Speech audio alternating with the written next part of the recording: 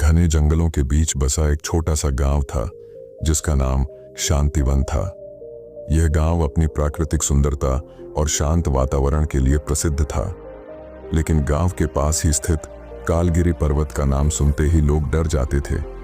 कहा जाता था कि जो भी उस पर्वत पर गया वह कभी वापस नहीं आया। गांव में एक साधारण लड़का युवराज रहता था।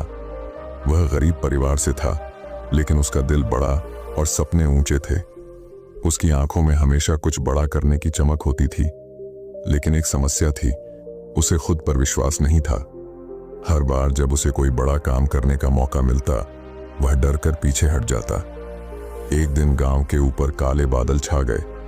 गांव के बड़े बुजुर्गों ने इसे अशुभ संकेत माना। तभी गांव के मंदिर के पुजारी ने बताया कि कालगिरी पर्वत की चोटी पर स्थित शिवलिंग की पूजा नहीं होने के कारण यह संकट आया है। अगर उस शिवलिंग पर पूजा नहीं की गई तो पूरे गांव पर प्राकृतिक आपदाओं का खतरा मंडरा सकता है। पुजारी ने कहा, लेकिन शिवलिंग तक पहुंचने का रास्ता खतरों से भरा है। वहां केवल वही जा सकता है जिसे अपने ऊपर पूरा भरोसा हो। गांव के कई नौजवानों ने कोशिश करने की बात कही, लेकिन डर के कारण कोई आगे नहीं बढ़ा। युवराज चुपचाप यह सब देख रहा था। उसके मन में कुछ हलचल हो रही थी। अगली सुबह युवराज ने फैसला किया कि वह इस काम को करेगा। उसने अपने माता पिता से आशीर्वाद लिया और अपनी यात्रा शुरू की। उसके पास न तो कोई खास हथियार था, न कोई साथी, बस एक छोटी सी पोटली जिसमें थोड़ा खाना और पानी था। जैसे ही वह पर्वत की ओर बढ़ा, रास्ता मुश्किल होता गया। घने जंगल, तेज हवाएं और अजीब अजीब आवाजें उसे डराने लगीं, लेकिन वह हर कदम पर खुद को समझाता, मैं इसे कर सकता हूं। रास्ते में युवराज को पहली चुनौती मिली। एक गहरी खाई उसके रास्ते में थी। खाई के पार जाने के लिए कोई पुल नहीं था। उसने चारों ओर देखा तो उसे एक पेड़ का तना मिला।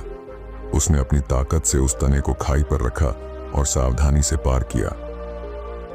दूसरी चुनौती थी जंगल के अंदर अजीबोगरीब जानवरों का सामना। ये जानवर भयानक लगते थे, लेकिन असल में उन्हें डराने के अलावा वे कुछ नहीं कर सकते थे। युवराज ने अपनी सांसों को शांत रखा और धीरे धीरे आगे बढ़ता रहा। तीसरी चुनौती सबसे कठिन थी। पहाड़ पर एक गुफा थी जिसमें एक बड़ा सांप बैठा था। वह गुफा ही शिवलिंग तक पहुंचने का अंतिम रास्ता था।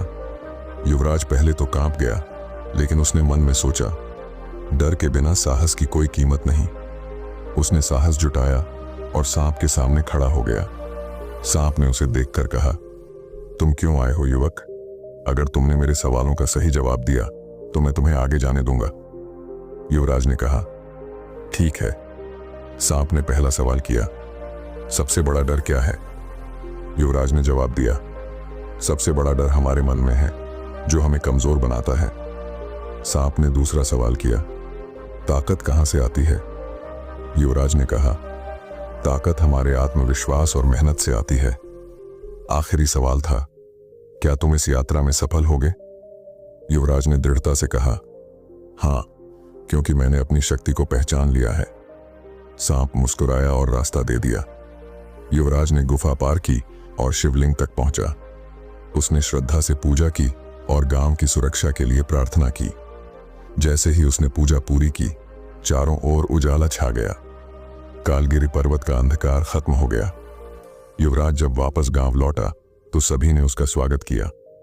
गांव के मुखिया ने कहा, युवराज, तुमने न केवल गांव को संकट से बचाया, बल्कि हमें यह सिखाया कि हमारी असली ताकत हमारे भीतर है। यह कहानी हमें सिखाती है कि डर और कमजोरियों का सामना करके ही हम अपनी असली ताकत को पहचान सकते हैं। आत्मविश्वास और साहस ही हमारी सबसे बड़ी पूंजी है। जब हम अपने ऊपर भरोसा करते हैं तो कोई भी मंजिल हमारे लिए असंभव नहीं रहती।